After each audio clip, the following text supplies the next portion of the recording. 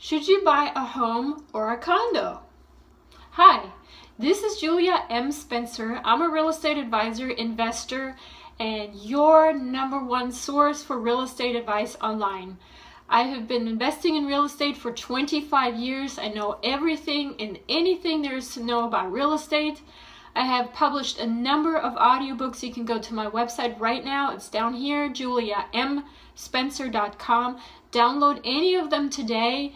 My newest one, what I'm most proud of, is on tax sale investing, where you can purchase properties for super cheap and sell them at a huge profit wholesaling without ever putting a finger on them. I have done this. I'm doing this successfully right now. That is my main source of income, amongst several other ways. And I want to teach you how to do that and everything that I've learned. But this particular video, it actually deals with whether you should purchase a home or a condo. This particular conversation has come up many times between me and my investor friends. And I also had this discussion with people that have asked me for advice. And I wanted to give you my opinion on this because it seems like this question keeps popping up over and over again. And it also seems like that whenever I give an answer, people are having a hard time making their own decisions because I am kind of split in the decision which one is better.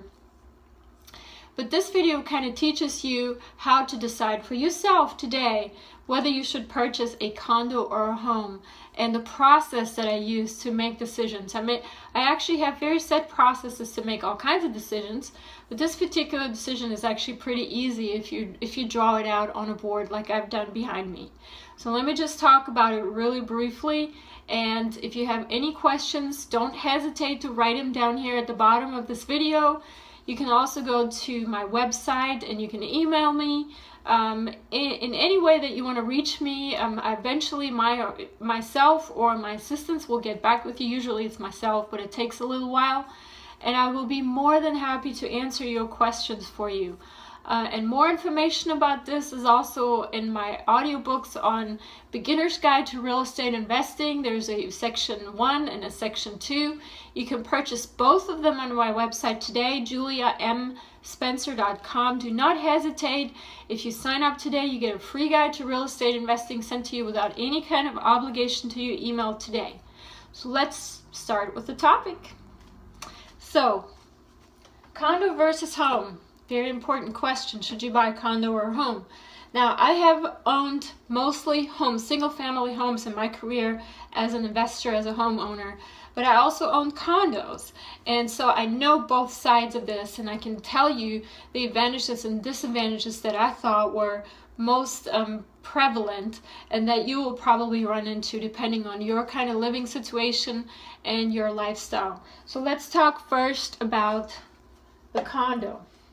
So basically what I do, I draw condo versus home, and then I write advantages, disadvantages, advantages, disadvantages for condo versus home, and then I cross out the ones that are not applicable to me, to my particular life, and then you kind of weigh them out. And I'm going to teach you how to do this because this is a really cool process. This is what I learned actually in my previous life as an engineer.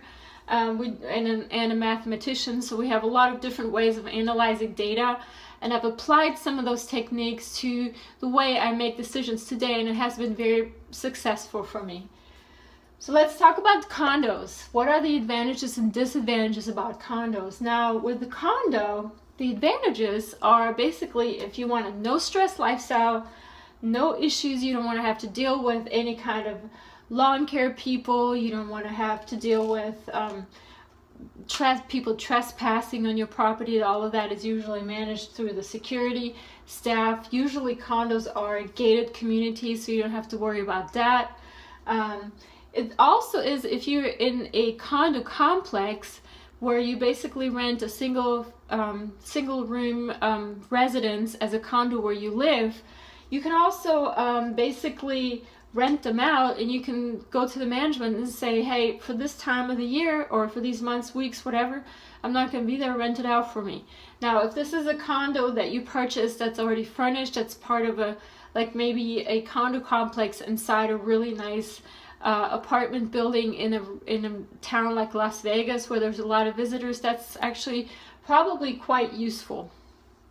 You usually don't have to worry about any kind of maintenance. There's not going to be a lawn to take care of, but anything else that's within the building, like common areas, all of that, pools, if you have a gym, all of that is taken care of by the owners of the condo community, so you don't have to worry about that. Now with repairs, probably the same. You just call somebody and they come and fix it. So it's basically just like renting, and you get a lot of amenities, like as I already mentioned.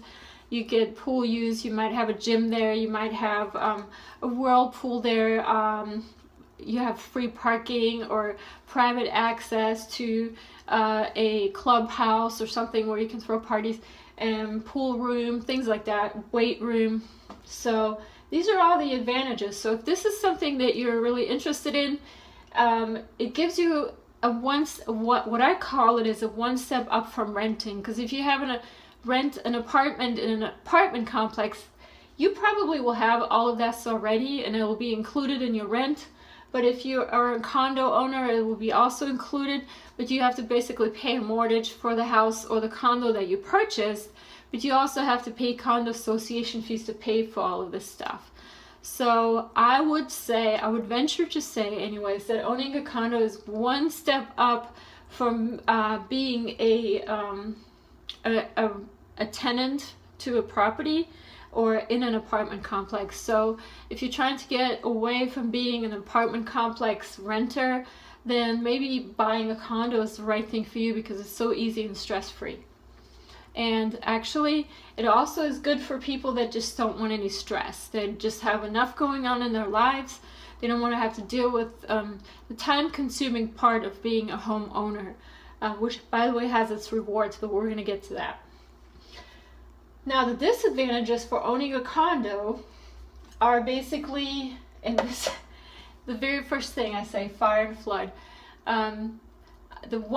Only one condo that I've ever owned and lived in, both of these things have happened. What had happened is that I owned a condo in an 8-unit building. There was actually in the whole community about 7 or 8 buildings, and they all had 8 units in them. So that means one huge building, 8 condos in it, and then 8 of those. So there was like several dozen condos in that community. So what happened, my neighbor right next door to me, she did something, I don't know, her plumbing broke, but my whole downstairs right next door, I was right next door to her, got flooded as well. This kind of stuff usually gets covered by insurance. It wasn't my fault, it was my neighbor's. The water just came creeping up and flooded my area as well. But it's a pain in the butt, basically. I mean, it's very much painful to have to come home from work and you worked all day and your neighbor did something bad and now you have to deal with the consequences. You have to get the thing aired out, you have to get all your carpet thrown out, you have to get somebody to come and redo the carpet. It's just a really big pain in the ass, and this is what happens if you're living close to other people. This actually happens if you're a homeowner of a townhouse too. So if you're building, your property is attached to somebody else's buildings, you need to always worry and be mindful of the fact that they may have a flood or a fire and it's going to affect your unit. And fire happened in the same building also. It was actually several units over, so it didn't immediately affect my building, but we were evacuated until the fire was put out, and several units on that side of the building were taken care of, but were actually destroyed. I'm sorry, not taken care of, but were destroyed.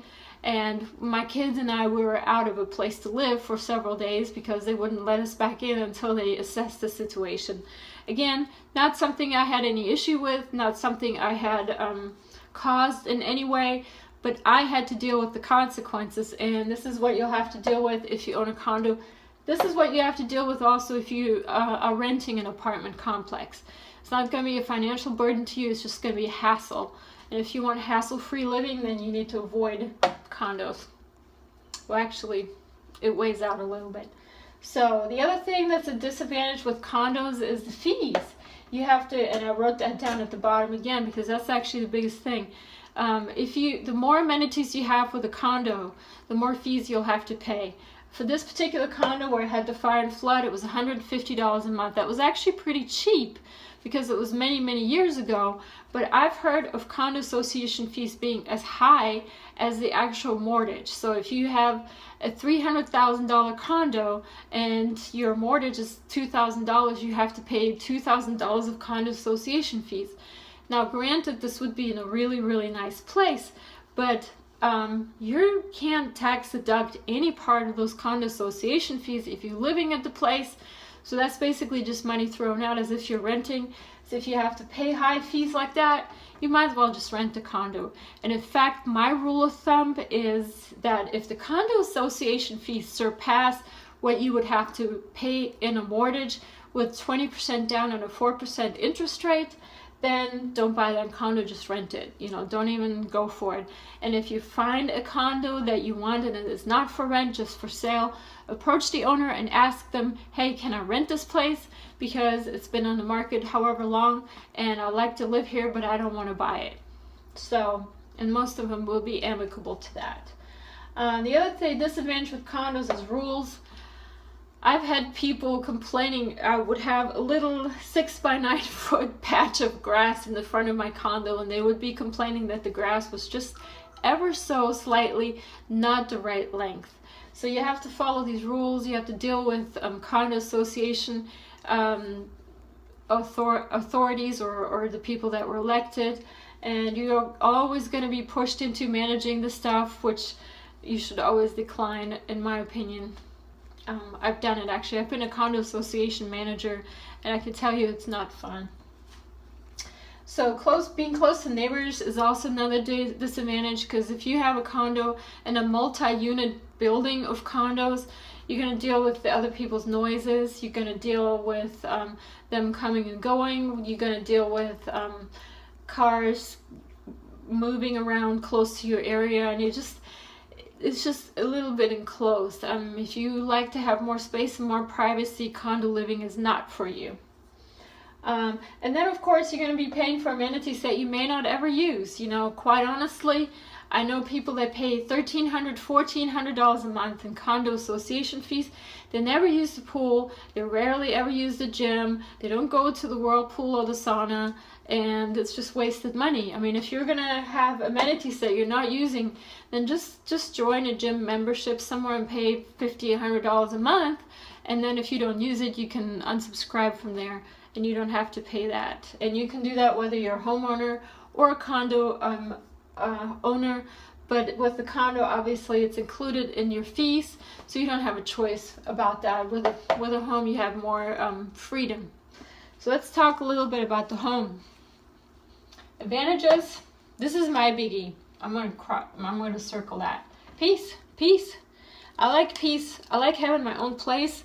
I like to know who goes and comes there. I like my own land around it. I like my own parking spot right in front of my house. I don't want to have to walk somewhere where I have to park my car in some additional parking garage there somewhere. So I just want to have peace. I want to have peace and quiet. And I want to have the freedom to do whatever it is that I want to do in there. I have several properties in several neighborhoods in Savannah that I use as vacation rentals. Now, if I rented them, unless I actually had an agreement with the landlord, I would have to ask him, hey, can I use them? Can I rent them out in addition? But since they're my properties, I can do whatever I want. And within guidelines, of course, you know, we have to stay within the guidelines of the law, but you basically are free to do whatever. Also, there's a little bit more security. Obviously, you can build a fence, you can get a security system built in, you can get cameras, you can do all these modifications that you want to do that you may not be able to do if you own a condo. There's also less rules. You don't have to deal with any kind of officials, homeowners association people, condo association people. That's not always true though, because I do have a house where the homeowners association always bothering me about my lawn, until I finally got somebody that took care of the lawn better than the previous people, and now they're leaving me alone. But I just don't like people driving around taking pictures of my house and then sending them to me, especially when I don't live there, and complaining about the lawn. So, but all in all, if you're a homeowner, you have less rules, you have more privacy, you have more freedom to do with your property as you wish and please.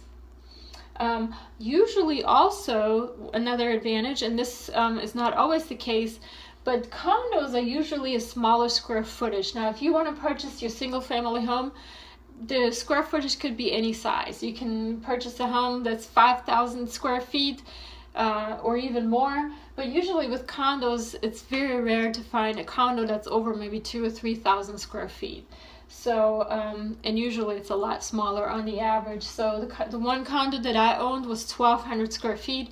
It was actually pretty large for a condo, but on average, the ones that I see for sale are 1,500 or so. So if you want more space, you will have to invest in a single family home. And also, if you have a single family home, you can change it. That means you can build additions, you can add a Florida room, you can add decks, you can put jacuzzis out there, whatever you want to do. With a condo, it would be pretty difficult because they have special rules. They have to look uniform, they have to fit, and you can't just go around and start changing stuff because it would upset the neighbors and the whole community. So you have just a lot more freedom when you have a single family home. Now, some of the disadvantages of having a home are the stress that's associated with being a homeowner. The stress with stuff breaking, maintenance is your responsibility, repairs. Even if you're not the one fixing or maintaining your home, you would have to call somebody or arrange somehow for that to be taken care of. Now, especially if you rent it out, and I wrote down renting it out is harder. Now, it is harder because you just have to put more effort into it. You have to find a property manager. You have to communicate with the property manager. If you're doing it yourself, you have to communicate with your tenant. While as with a condo association, that might all be taken care of it for you. But if you're an owner of a property that's kind of like squarely on your plate, and you may have less amenities, usually, unless you purchase a home in a really, really nice neighborhood with a clubhouse and a pool and a park and a playground or whatever else they have, usually there's not that many amenities. But then again, that could be okay because you can choose your amenities yourself. You can buy a gym membership, you can go to somewhere where there has a pool and things like that. But the biggest disadvantage, obviously, in owning your own home is the responsibility associated with managing it. If you have time for that, go for it. I think it's a better investment for your money. For the money that you put in per month, you're going to get more equity and more amortization of your mortgage per month versus a condo where a lot of your money is going to go to condo association fees. So my recommendation to you is, if you're thinking about purchasing a home or a condo today, check and see the condo association fees. A, what do they include? B, what is the amount of condo association fees versus how much you're paying for the actual house, for the mortgage, and whether it's worthwhile. And C, build yourself a list like this. And the advantages, disadvantages everywhere could be different for you. But build yourself a list like this and then start crossing off things that don't matter to you. And then weigh them. Give them a rating from, like, say security has 10. Or not having maintenance advantage to me, that means a lot. Not having amenities doesn't mean so much to me. And do this with every single thing on here, and then you add up and see, this is like from 1 to 10, how important is security to me? 1 to 10, it's a 10. This is not important, this is not important, that's not important, but not having to deal with maintenance is important to me, so I put a 10 there.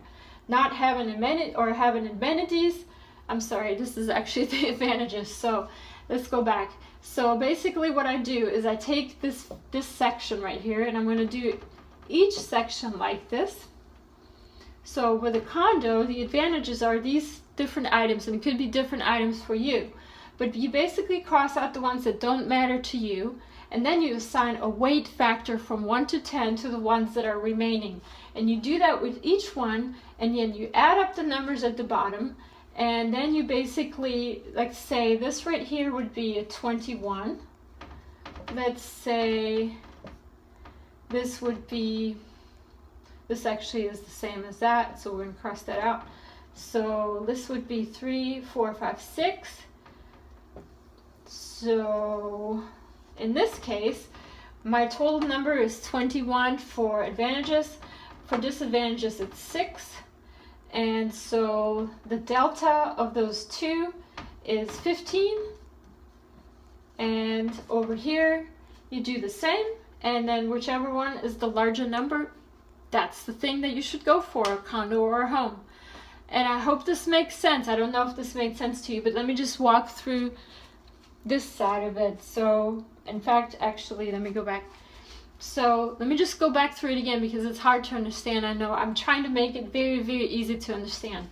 But basically, we listed advantages and disadvantages for condo. This right here is condo. These are for purchasing a home.